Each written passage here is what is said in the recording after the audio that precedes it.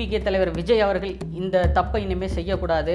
அதே மாதிரி இப்போ இந்த பிரச்சனையை அவர் எப்படி எதிர்கொள்ள போகிறாரு, இதுலேருந்து எப்படி அவர் விடுபட போகிறாரு, வரப்போகிற சட்ட சிக்கல்கள்லாம் மீறி எப்படி அவர் மறுபடியும் பரப்புரை பிரச்சார பயணத்துக்கு வந்து தேர்தலை எதிர்கொண்டு அவர் ஆட்சியில் அமருவாரா அமர மாட்டாரா, பல கேள்விகள் நம்ம மனசுக்குள்ளே ஓடிட்டு இருக்கோம்.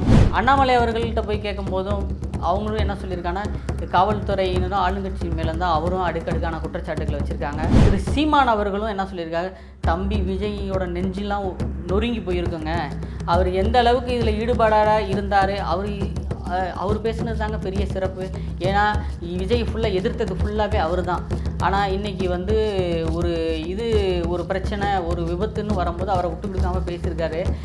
இது எப்படி சொல்லியிருக்காருன்னா, அவர் நெஞ்செல்லாம் அவர் தான் செய்தியை போட்டிருக்காரு, உழன்று போய் கிடக்கிறேன், என் நெஞ்செல்லாம் உருங்கிச்சு, நான் பேச வார்த்தை இல்லை, என்னால் முடியலை அப்படிங்கிற அவர் பதிவு பண்ணியிருக்கிறாரு. அப்படின்னு இது முறையானபடி விஜய் மேலே தப்பு வராது, இது வந்து காவல்துறை மேலே தான் வரும் அப்படின்னு சொல்லிட்டு சீமானவரும் சொல்லியிருக்கிறாங்க. இபிஎஸ் அவர்கள்ட்ட போய் கடைசியை கேட்கும்போது அவர் என்ன சொல்லியிருக்கிறாருன்னா, எந்த பிரச்சார கூட்டத்தை பயணத்து போதும் அவர் வந்து ஆளுங்கட்சியை வந்து அவர் எதிர்கட்சியை வந்து அவர் எதிர்த்து பேசவே இல்லை. இந்த கட்சியில் ஜெயலலிதா மேடம் சொன்னது எல்லாம் யாரும் பின்பற்றாமல் அவங்கவுங்க பாட்டுக்கு கட்சியை காணா அடிச்சிட்டாங்க. கடைசியாக அவர் பேசின 2-3 மேடைகளில் ஆளுங்கட்சியை எதிர்கட்சியை வந்து லைட்டாக டச் பண்ணியிருக்காரு. அந்த வகையில் ஏடிஎம்கே வந்து அவர் எதிர்த்து தான் பேசினான்னு சொல்ல முடியும். ஆனால் அதெல்லாம் அவர் மனசில் வச்சுக்காமல் இபிஎஸ் என்ன சொல்லியிருக்கிறாருன்னா, தம்பி விஜய் வந்து நெஞ்செல்லாம் நொறுங்கியிருக்குங்க, அவர் மனசை விட்டுருப்பார், அவர்கிட்ட போய் ஏங்க அவர் வந்து விமான நிலையத்தில் வந்து செய்தியாளர்களை சந்திக்காமல் போயிட்டார் அப்படின்னு சொல்லிட்டு அவர்கிட்ட போய் கேட்கும்போது அவர் எப்படிங்க பேசுவார், ஒரு விபத்து நடந்திருக்கு, 39 பேர் இறந்துருக்காங்க, எல்லாருக்கும் ஒரு மனிதாபியமான உள்ளவன் மட்டும்தான் அரசியலுக்கு வர முடியும், அந்த வகையில் தம்பி இருக்குது, அது நிறைய இருக்குது, அது அவர்கிட்ட போய் நீங்கள் இதை கேட்க முடியாது, அவர் மன உளைச்சலில் இருந்திருக்காரு, அதனால தான் அவர் போயிட்டார் அப்படின்னு சொல்லிட்டு எதிர்க்கட்சி தலைவர் இபிஎஸ் அவர்கள் சொல்லியிருக்காங்க.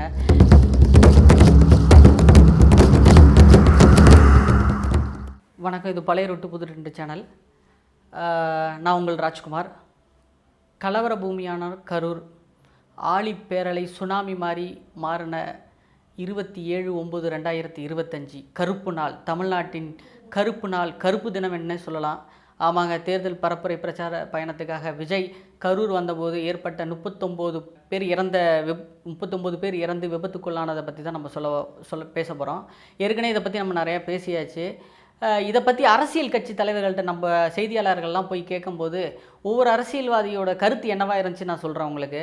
நம்ம நாட்டுடைய முதலமைச்சர் ஸ்டாலின் அவர்கள்ட்ட போய் கேட்கும்போது இது சம்மந்தமாக விஜய் கைது செய்யப்படுவாரா, இது என்ன நடவடிக்கை எடுக்க போகிறீங்க, இது யாரால் இந்த தப்பு நடந்துச்சு, எதனால் இந்த தப்பு நடந்துச்சு, அவர் முறையான பர்மிஷன் வாங்கினாரா, நீங்கள் முறையான பர்மிஷன் தரலையா என்ன கேள்விகள் அடுக்கடுக்கான கேள்விகள் அவர்கிட்ட முன்வைக்கும்போது அவர் கூறிய பதில், இது முறையான விசாரணை கமிஷன் அமைச்சு இது சம்மந்தப்பட்டவர்கள் யாராக இருந்தாலும் சும்மா விட மாட்டேன் அப்படின்னு அவர் சொல்லியிருக்கிறாரு.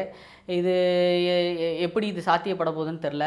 துணை முதல்வர் உதயநிதி ஸ்டாலின் அவங்கள்ட்ட நம்ம போய் கேட்கும்போது இந்த கேள்வி அவர் என்ன சொல்லியிருக்காருன்னா, அவரும் முறையான பதில் சொல்லலைங்க. அவர் வந்து இந்த கேள்வி ஏன் என்னகிட்ட கேட்குறீங்க, இதை போய் நீங்கள் விஜய்கிட்ட கேட்க வேண்டியதானே, அவர் தான் முறையானபடி மக்களை கண்ட்ரோல் பண்ணியிருக்கணும். அவர் பரப்புரை பிரச்சார பயணத்துக்காக வந்திருக்காரு. அவர் போகிற ஒவ்வொரு இடமும் அவர் போய் விலக்கிக்கிட்டு இருப்பாரா, அவர் பிரச்சாரத்தை பேசுவாரா, இது முறையான இவங்க பர்மிஷன் எதுக்கு ஒரு காவல் அதிகாரிகள்கிட்ட ஒரு காவல்துறையினர்கிட்ட போயிட்டு பர்மிஷன் கேட்குறோம். காவல்துறைகள் தான் அந்த கூட்டத்தை கட்டுப்படுத்தணும். காவல்துறை தான் ஒரு அரசியல் தலைவர்களுக்கு இந்த மாதிரி பொதுக்கூட்டம் போடும்போது முறையான பர்மிஷன் வரணும். நீங்கள் கூட்டம் நடத்துங்க, நாங்கள் உங்களுக்கு முறையான பாதுகாப்பு வழங்குகிறோம், எந்த விதமான விபத்து ஏற்படாமல் நாங்கள் பார்த்துக்கிறோன்னு சொல்லிட்டு அவங்க தான் சொல்லணும்.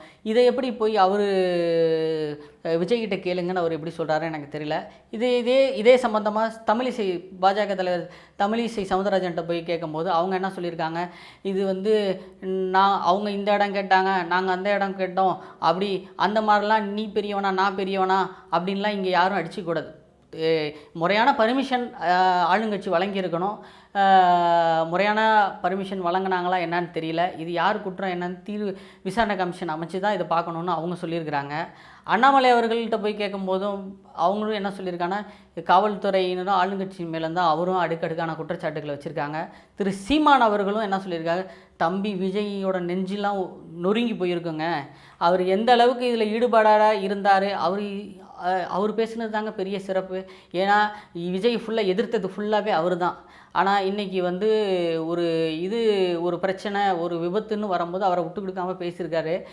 இது எப்படி சொல்லியிருக்காருன்னா, அவர் நெஞ்செல்லாம் அவர் தான் செய்தியை போட்டிருக்காரு, உழன்று போய் கிடக்கிறேன், என் நெஞ்செல்லாம் உருங்கிச்சு, நான் பேச வார்த்தை இல்லை, என்னால் முடியலை அப்படிங்கிற அவர் பதிவு பண்ணியிருக்கிறாரு.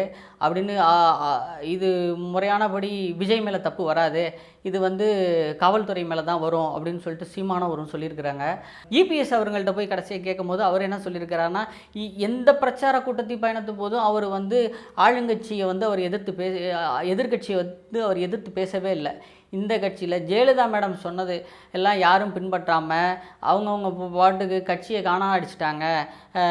இன்றைக்கி அந்த கட்சி எப்படி போயிருக்கு அப்படின்னு சொல்லிட்டு கடைசியாக அவர் பேசின 2-3 மேடைகளில் ஆளுங்கட்சியை எதிர்கட்சியை வந்து லைட்டாக டச் பண்ணியிருக்காரு. அந்த வகையில் ஏடிஎம்கே வந்து அவர் எதிர்த்து தான் பேசினான்னு சொல்ல முடியும்.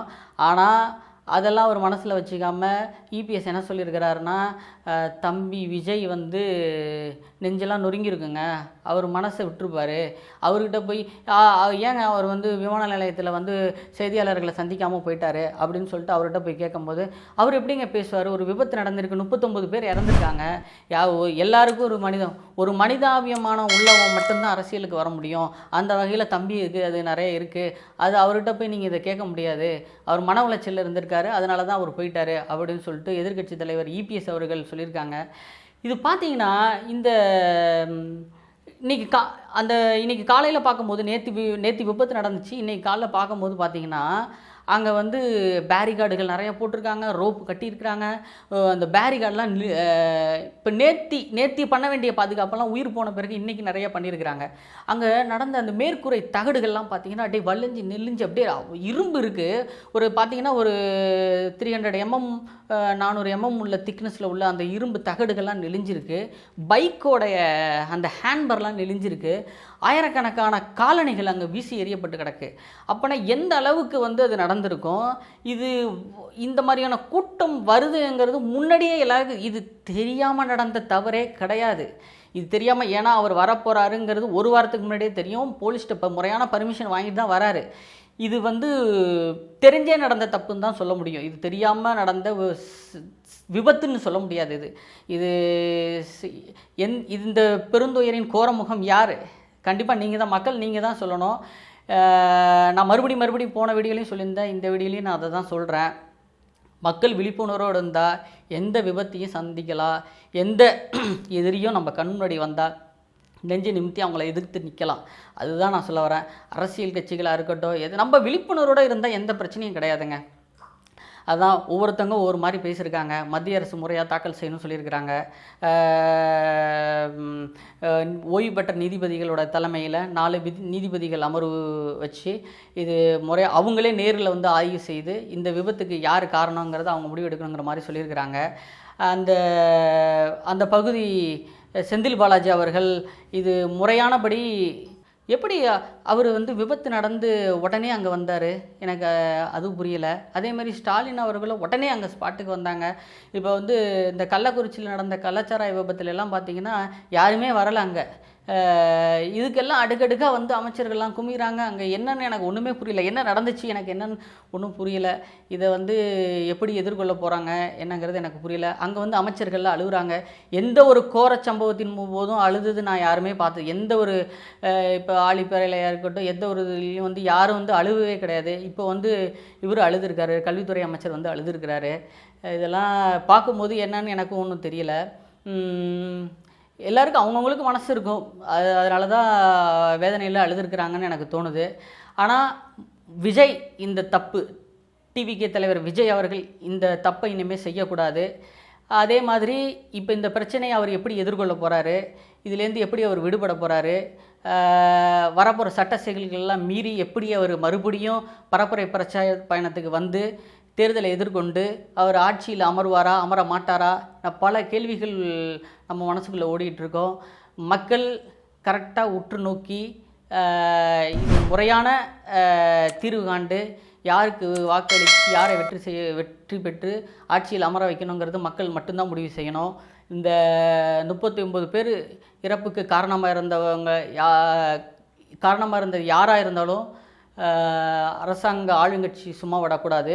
ஆளுங்கட்சி காவல்துறை மூலமாக அந்த இதை கவனத்துக்கு கொண்டு வந்து அது இறப்புக்கு காரணமாக இருந்தவங்களுக்கு மேலே தக்க நடவடிக்கை எடுத்து இது மாதிரி ஒரு சம்பவங்கள் இனிமேல் ஃப்யூச்சரில் நடக்காமல் அனைத்து விதமான அரசியல், விஜய் மட்டும் சொல்லலை, பாமகவாக இருக்கட்டும், தேமுதிகவாக இருக்கட்டும், எந்த கட்சிகளாக இருந்தாலும் அவங்க அரசியல் கூட்டம் நடத்துவதற்கு முறையான பர்மிஷனை வழங்கி அவங்களுக்கு உரிய பாதுகாப்பை வழங்கணும்னு சொல்லிட்டு பழைய ரொட்டு புதுட்டெட்டு சேனல் மூலியமாக நான் அரசாங்கத்துக்கு கோரிக்கை வைக்கிறேன்.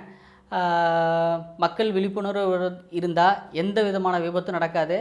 இதுக்கு முழுக்க மக்கள் ஒத்துழைக்கணும். நன்றி, வணக்கம்.